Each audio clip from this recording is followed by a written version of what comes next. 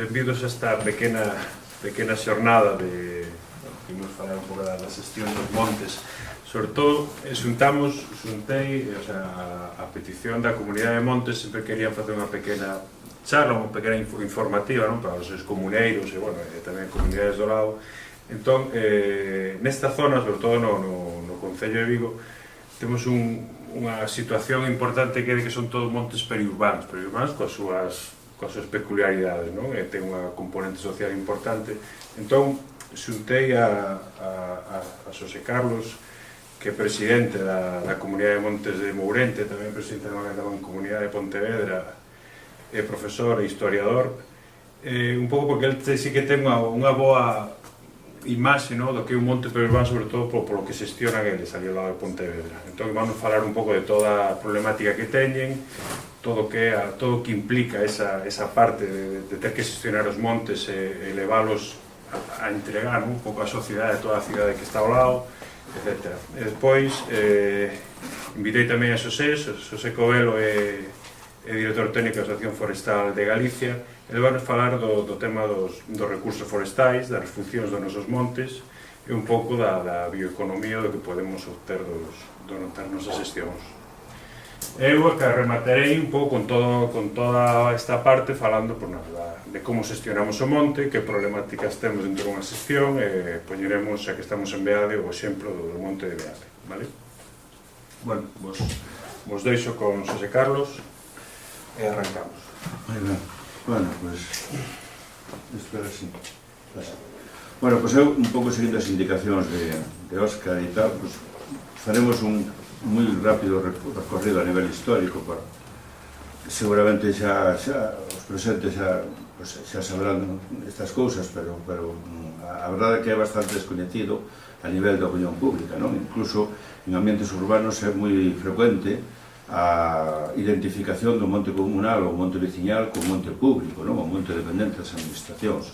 Na zona de Pontevedra pasa, e eu estou convencido que seguramente en Vigo tamén, que unha boa parte da xente que anda por aí en bicicleta, que anda por aí paseando, andando cos cans, ou facendo footing, ou de calquer outro xeito, pensa que está por montes abertos porque son públicos, non? E iso, pois, como sabemos, non é certo. Primeiro, por precisar un pouquinho, ainda que xa digo que son cosas sabidas e tal, o que lle chaman propiedade xermánica. Bueno, pois é un concepto xurídico distinto, digamos, do concepto de propiedade que tiñan os romanos, que era o de propiedade plena, mentras que o xermánico, seguramente porque eran povos xermánicos, eran moitos deles nómadas, pois tiñan ligado ao dereito de propiedade ao uso, a necesidade que en cada momento tuveran os recursos. En todo caso, por eso estamos falando dun veciño que é o titular do terreno, pero é propietario, que eu poño aí entre comillas, porque o propietario, pois, de xeito moi matizado se podría decir que é, porque é unha propiedade do que en moitos casos non pode dispoñer ao seu antollo, porque, por exemplo, non pode vendelo, non?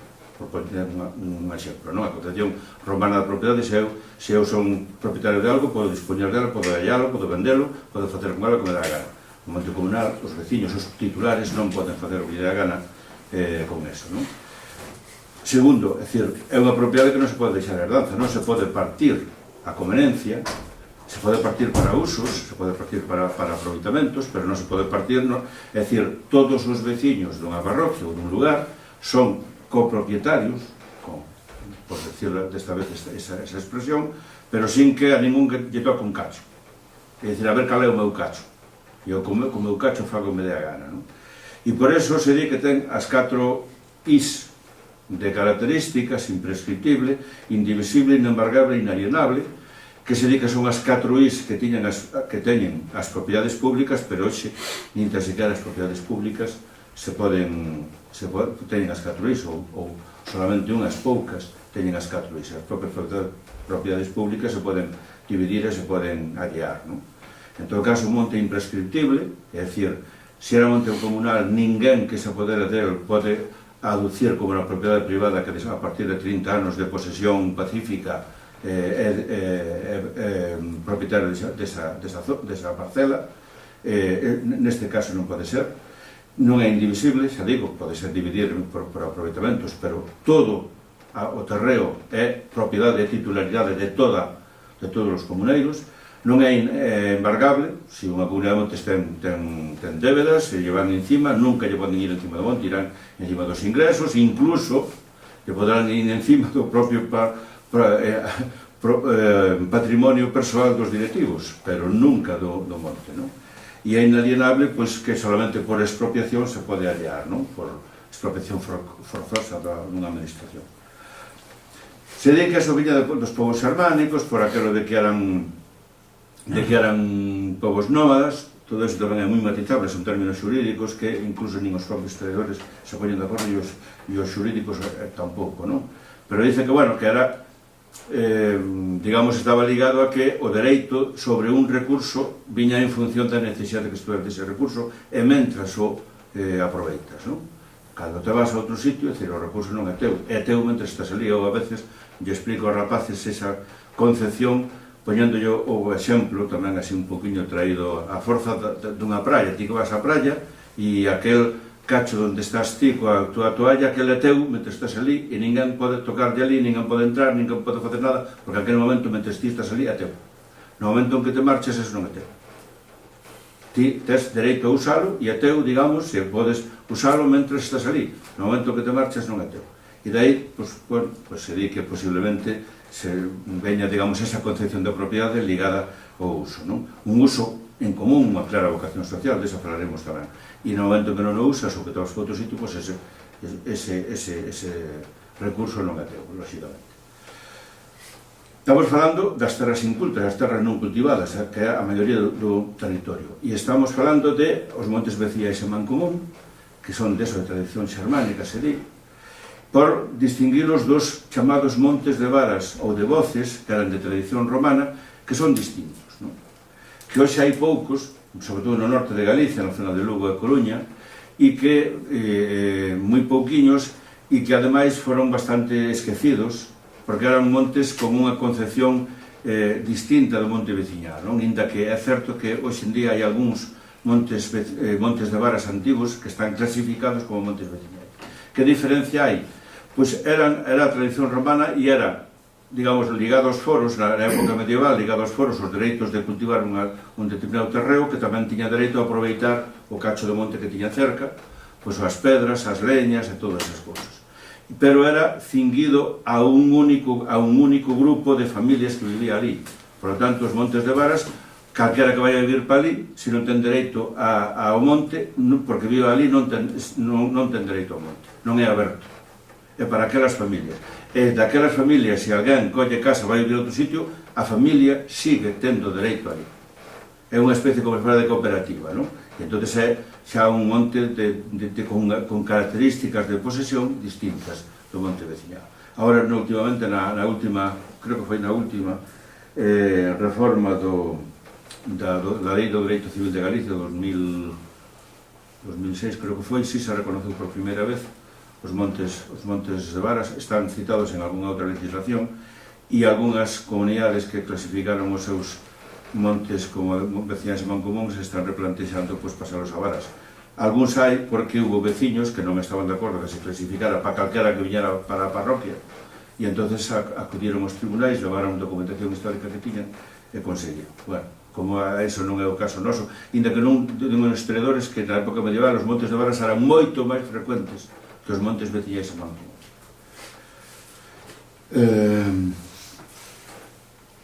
Por suposto que, como a terra cultivada cada vez aumentaba, a medida que aumentaba a poboación, lógicamente a terra monte tamén minguaba, non? E minguaba porque tamén por as apropiacións de particulares, por a conversión de monte veciñal en matos particulares, non? Aínda que eso se produciu, sobre todo no 18 e no 19, porque mentras a xente tiña libre acceso ao monte, non se preocupaba de ter matos, porque non necesitaba ter matos. Os recursos que daba o monte, cada un se servía según o que necesitaba, e non facía falta ter un mato particular. Esquilmos, leñas, pedras, sementeiras, pastos, o que se necesitaba que se pudera sacar do monte. Que eran moitas cousas. No século XIX, todos os historiadores dicen que era unha agricultura atrasada, con os apeiros de labranza ainda por lado romano, con unifundismo, con todas as cousas.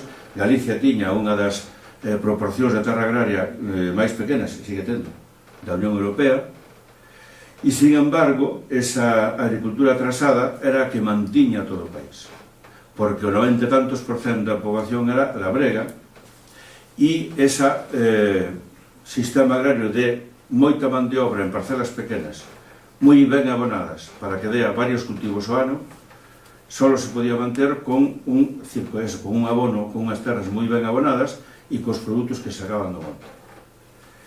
E iso era o que, por eso, se di tradicionalmente, ou se di hoxe en día, que o monte era o elemento imprescindible que mantiño o edificio todo ese do que vivía todo o país, desde a Real Audiencia de La Coruña hasta a Universidade, os fialgos todos e os propios labregos que mal vivían, en xeral, a conta deso, non? A pesar de ser unha agricultura atrasada técnicamente e minifundista. E chegou a esa época XIX, chegou a modernidade, o liberalismo, e os montes veciñais que estaban encastrados no antigo réximen ben encastrados, todo o mundo sabía os dereitos que tiña, pois coa chegada do liberalismo eso se rompeu. Se rompeu porque o liberalismo só recoñece dúas propiedades, a pública e a privada. E entón os montes veciñais non é pública, non é privada, porque é de moitos, nin te siquiera se sabe de cantos, porque uns marchan, outros veñen, non se sabe cantos veciños hai en cada momento en cada aldea e en cada parroquia, e pública, pois era pública logo, e iso foi unha das cousas que se quixo facer. Bueno, pois é público, porque se é todo, é público. Son montes comunais, non ten a xente que son montes comunais, pois en Castrelo tamén hai comunais, pero son do Concello, pois xa está. E a nivel técnico, pois a aparición como carreira, digamos, ou como estudio especializado da Escola de Enxeñeros de Montes en Villaviciosa de Lodón en 1848, pois, naquel momento, os primeiros enxeñeros de Montes que eran seguidores da Escola Alemana, e a Escola Alemana decía que o mellor uso que se pode facer ao monte é o árbol, que é o culmen da evolución vegetal. E, polo tanto, o mellor uso que se pode facer ao monte é poboalos de árboles. E, lóxicamente, en comparación con eso, miran como están os informes que empezan a facer, cando se empezan a facer a catalogación de montes públicos, todo eso, os primeros informes están cheos de expresións como os montes están abandonados, infrautilizados, apenas se aprovechan unos miserables rastrojos por parte de los nativos. Esa era a concepción que había naquel momento, non?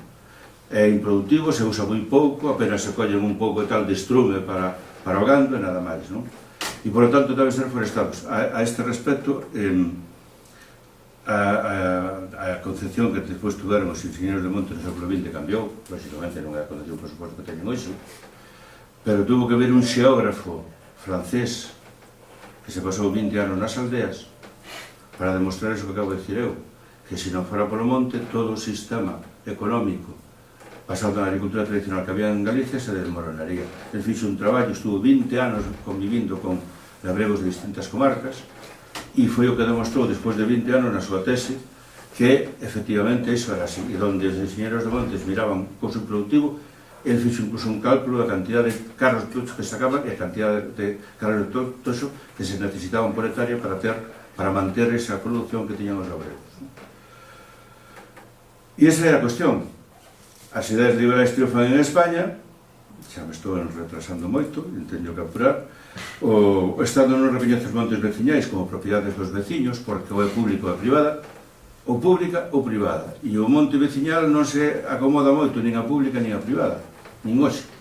Sabemos que privada con características de pública, non? Os portugueses teñen resolto o asunto. As propiedades, as terras poden ser públicas, privadas ou comunitarias, e así recoñecemos unha terceira categoría de propiedades imprescriptible e tal, todo eso, con esas características que non é nin das administracións nin é de cada un en particular, pero nós na nosa construcción non o temos reconocido. E entonces, como os enxeñeiros queren forestalos considerados como montes públicos do Estado, porque non poden ser de cada un, e entonces pois se empezan a incluir, se fan as listadas, as catalogacións de montes e se incluen. Entonces, pois, outra opción, se son montes públicos, comunales. En moitas zonas de España, os comunales son municipales. E en Galicia, os comunais son dos veciños. É dicir, Os outros son comunais municipais e en Galicia son comunais veciñais. Comunais polo sistema de aproveitamento, veciñais ou municipais pola titularidade. E aí hai unha confusión ou unha identificación. Por eso, por que se falla así? Por que se fixo así? Nós quixemos facerlo de xeito distinto? Non, simplemente que cada un, é dicir, por sentido común, en cada sitio, en cada aldea, pola dispersión da poboación, cada un aproveitaba os montes que tiña máis cerca. En Castela, todo o mundo vive un poboamento concentrado no mesmo pueblo e aproveitan indistintamente todos os comunales que teñen alrededor. Pero en Galicia hai un reparto, precisamente polas distancias e pola orografía montañosa, moitas veces, hai un reparto, digamos, moi parcializado, digamos, non? Parcelado. E entón é o que fai de que cada un teña dereito á tradición, os usos e costumes.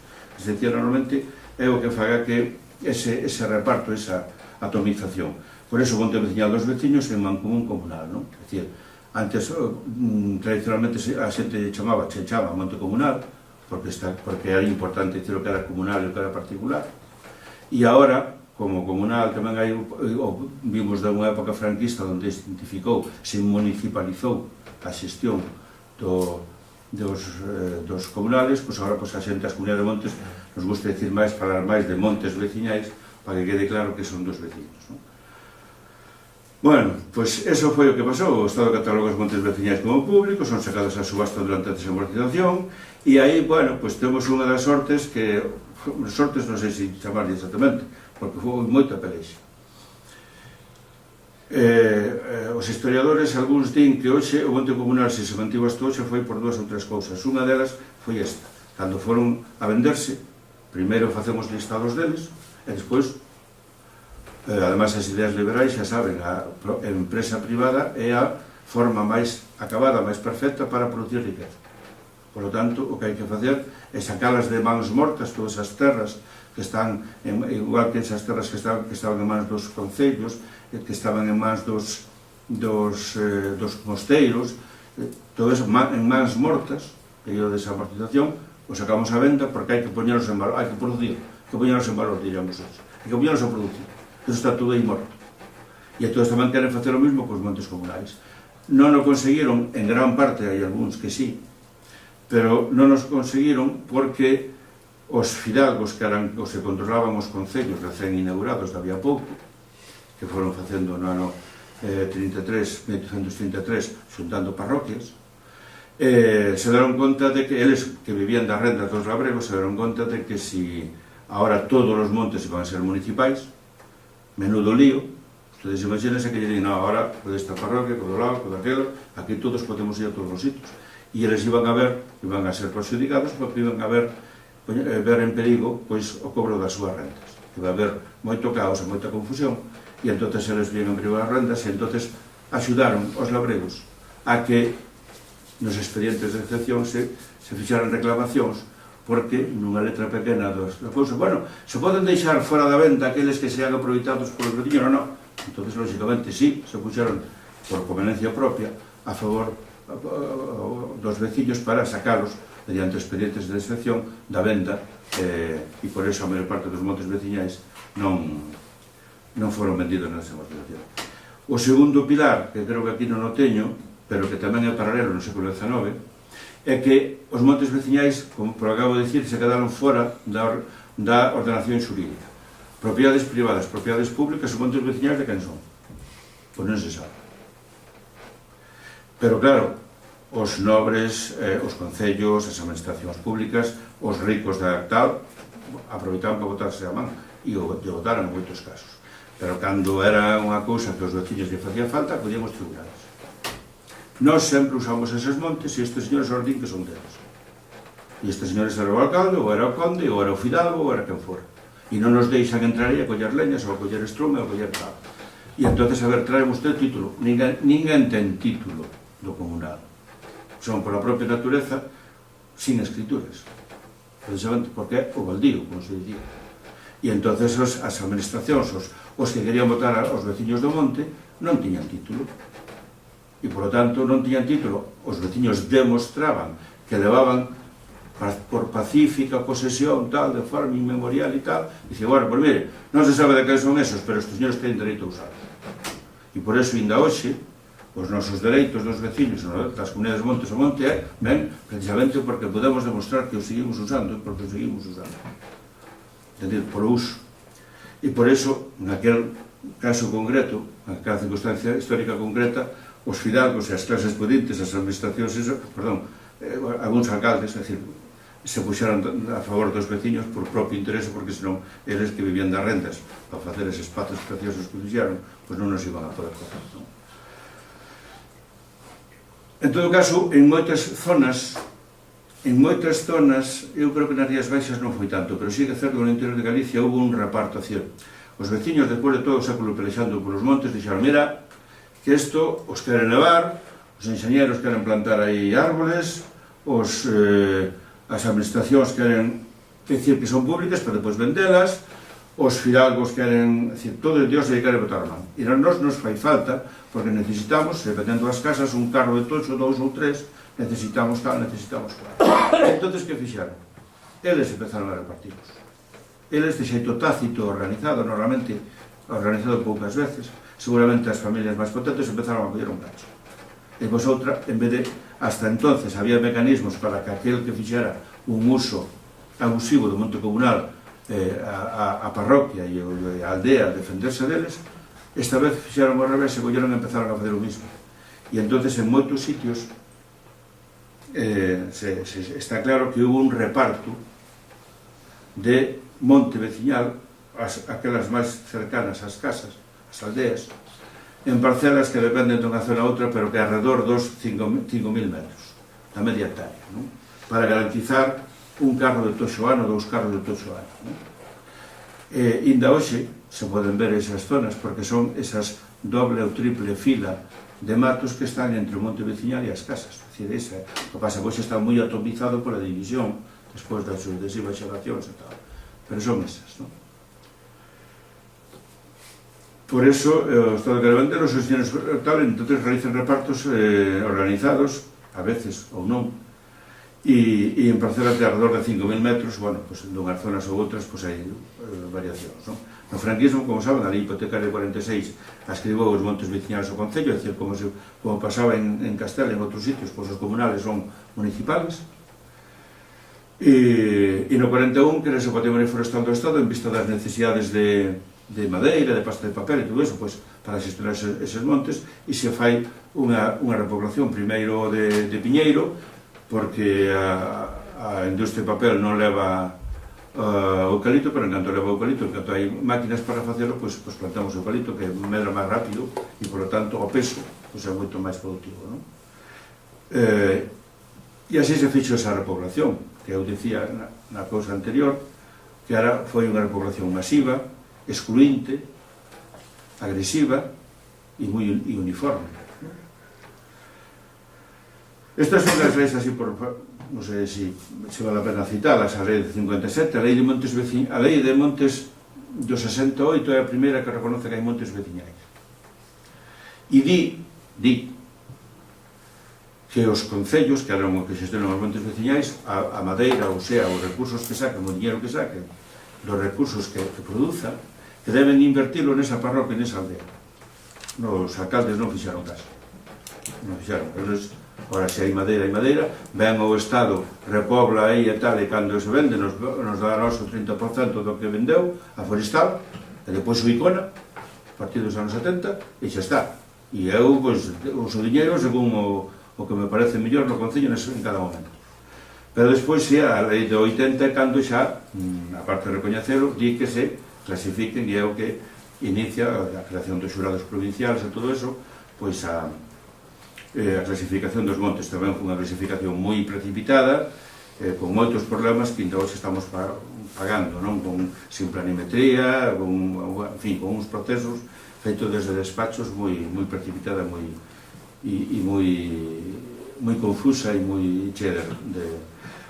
A lei que ainda temos hoxe, a lei de 89, e o regulamento do 92, e hai unha lei de Montes de Galicia, a primeira lei como tal, lei de Montes de Galicia para todos os montes, que é de 2012, que tamén afecta, por suposto, moitas cousas ao monte veciñal e mancomún, e actualmente parece ser que se está tratando que están traballando en Santiago, pois de unha nova autorización da lei de montes veciñais, que ofrece moitas desconfianzas, non?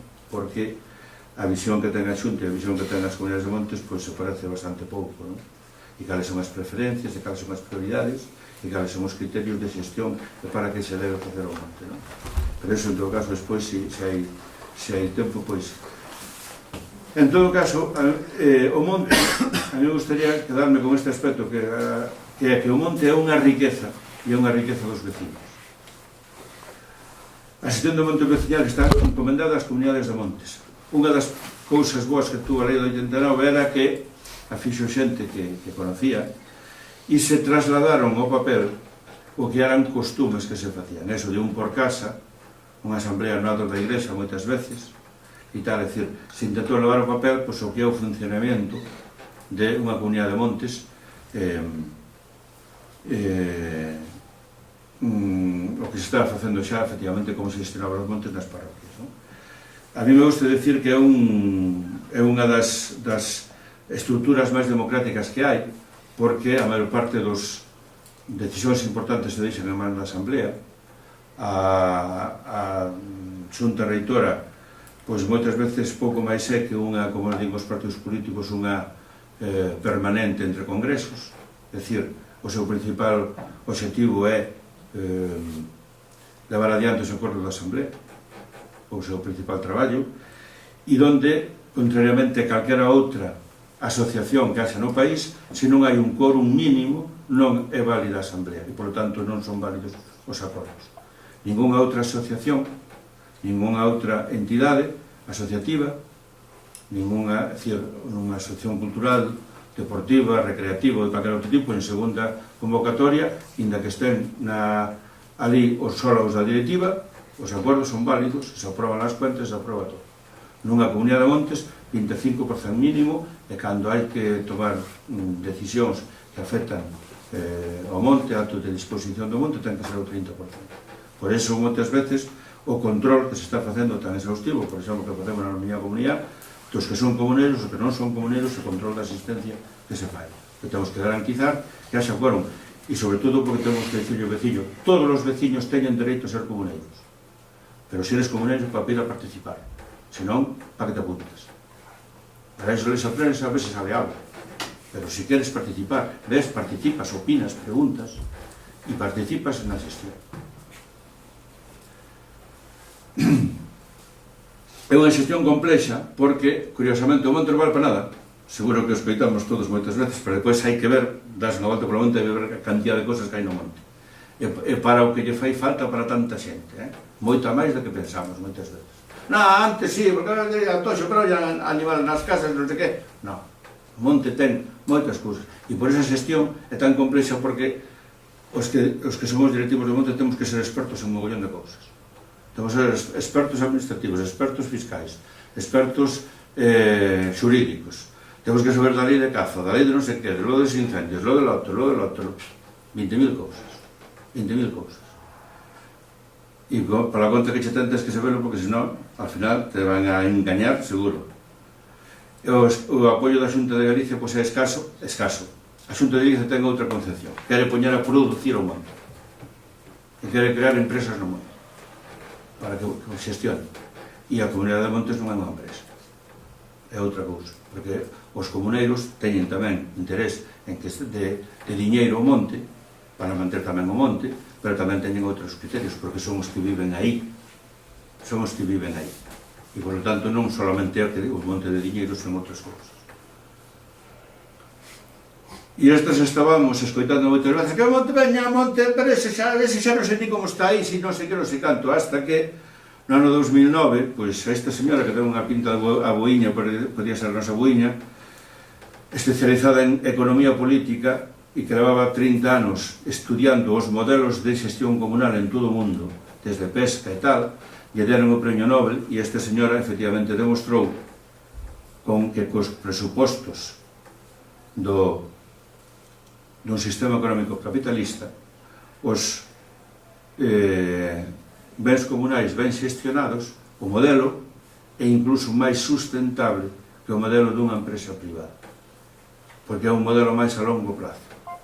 Solamente ten que cumplir 3 condicións. Unha, que o ben que se xestiona este ben definido e delimitado, que a xestión estea vencellada a xente que vive aí, é dicir, que sean eles os que xestionan o recurso, e que tamén teñan posibilidade de xestionar e de sancionar os que non cumplen as normas. É dicir, que os veciños podan poñer as normas, podan decidir como se xestiona o recurso e poder sancionar ou excluir aqueles que non cumplen as normas e que queren facer un uso abusivo do monte. O monte veciñal cumpre esas 3 condicións, con algún matiz. Primeiro,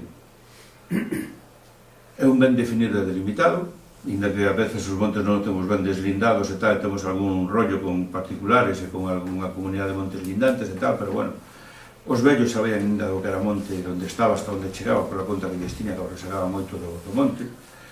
A xestión está venciada aos veciños a través das asambleas das comunidades de montes, e o poder sancionador está, ás veces, un pouco en entredito por sentencias judiciais que, por exemplo, a primeira sanción que establecen os veciños ás veces cando un fai xeito abusivo é expulsado. A ese se expulsa de comuneiro. E os tribunales dicen, mira, se a condición de comuneiro adquires porque eres veciño, porque se sigue sendo veciño non pode ser expulsado de comuneiro. Outra cousa é que se tomen medidas contra el en canto a, por exemplo, prohibirlle o acceso ao recurso. E se hai algún reparto de algo ele non teña dereito ou outras cousas, pero sacar a condición do comuneiro non se pode. Pero bueno, ainda así teñen medidas para sancionar aquilo tal.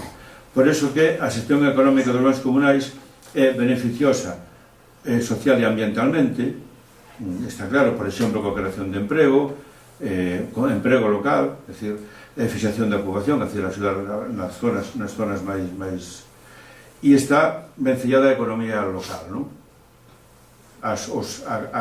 Digamos, a vocación económica que en cada comarca haxa, non?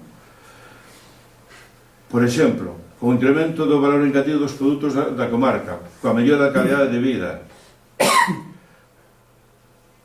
coa posibilidade de contratación de colectivos desfavorecidos e tamén con escoller o modelo de xestión. Hai comunidades que deixa a xestión a empresas, hai comunidades que contratan a empresas para facer determinados aspectos da xestión, incluso a nivel de mancomunar un determinado traballo, porque moitas veces a unión entre varias comunidades nunha mesma zona, e incluso coa posibilidade de fomentar a creación de cooperativas para a explotación de algúns dos recursos do monte, non?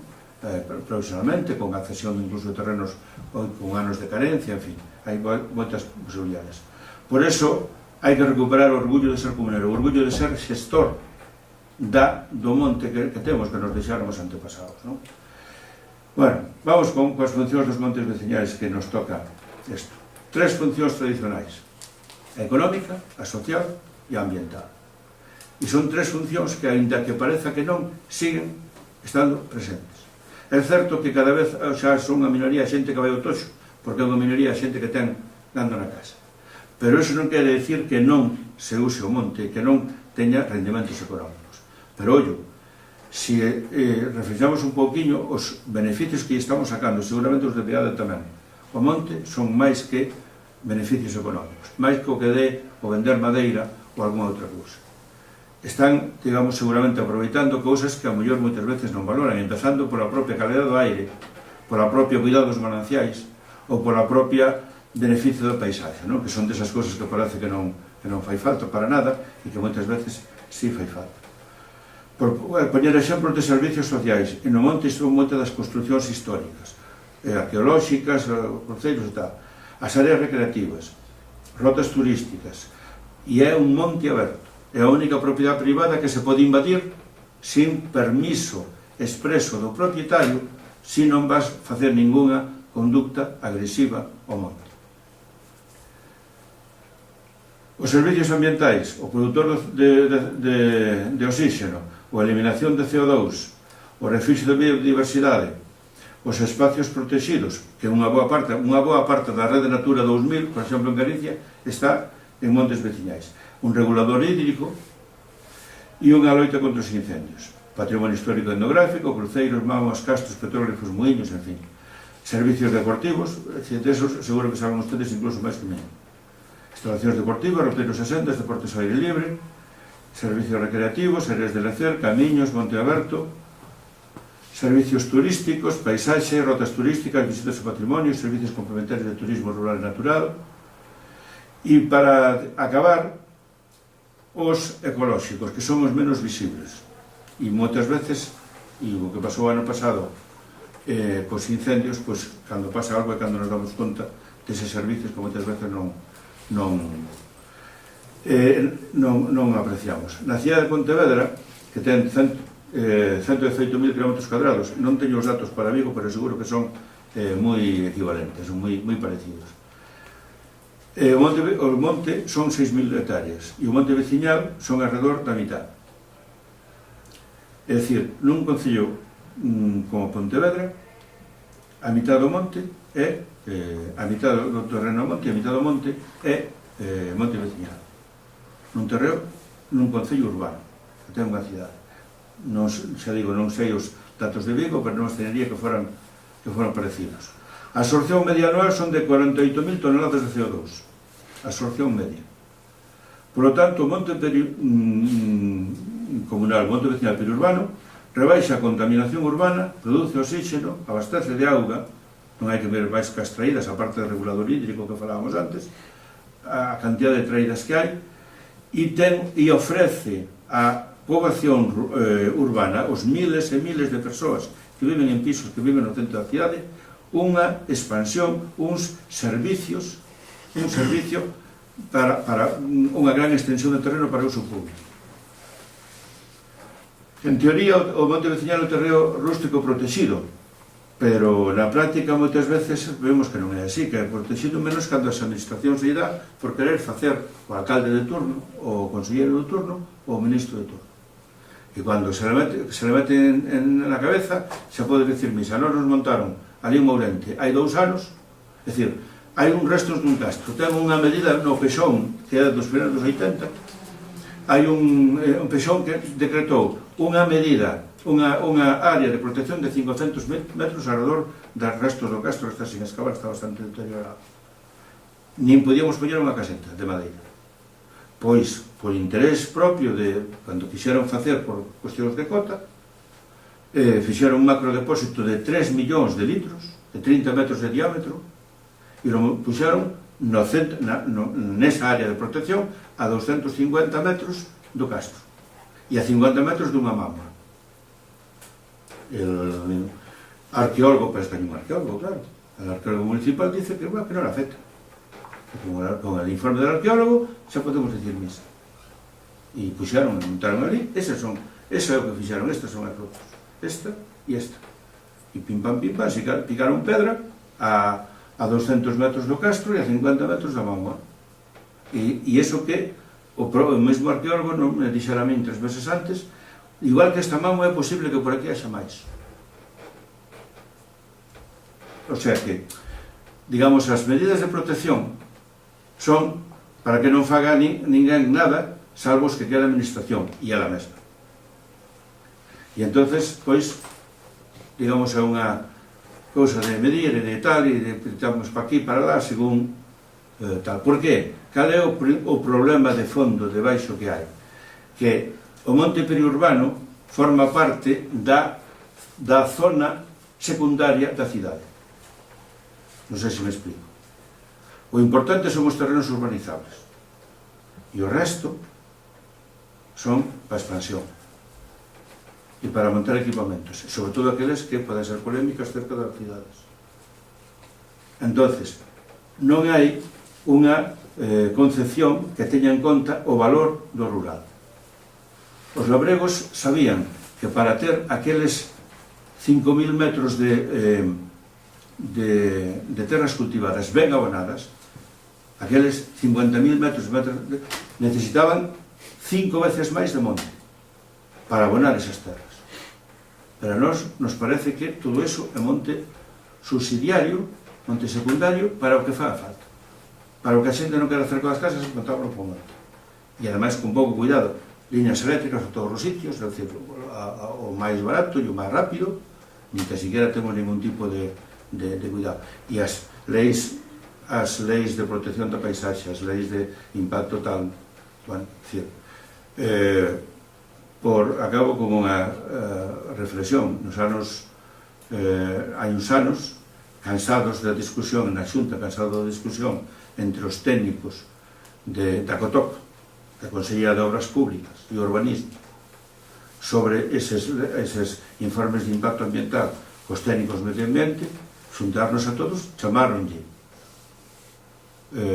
Consellería de Medio Ambiente, chamase Consellería de Medio Ambiente, pero están aí os xestores do cemento e do asfalto, e fan entre eles o informe de impacto ambiental, que están totalmente desprestigiados. Nada máis, moitas gracias. E perdón que me enrollei.